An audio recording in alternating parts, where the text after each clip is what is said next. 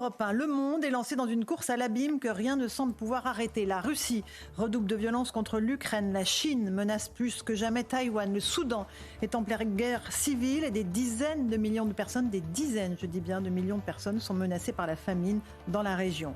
Il y a aussi l'escalade des tensions entre Israël et l'Iran, dont les peuples sont pourtant frères et aspirent à coexister en paix.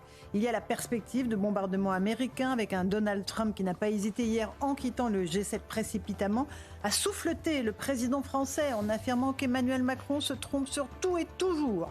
Il n'est jamais bon que la France se fasse traiter comme un paillasson par ses alliés les plus importants. Il n'est jamais bon que la voix de notre pays soit à ce point-là inaudible à force de volte-face en tout genre. Il n'est jamais bon d'être un pays affaibli par le poids de sa dette, incapable de se réformer, incapable de juguler l'immigration de masse et d'assurer la sécurité de ses concitoyens, tout en se permettant de faire la leçon au monde entier.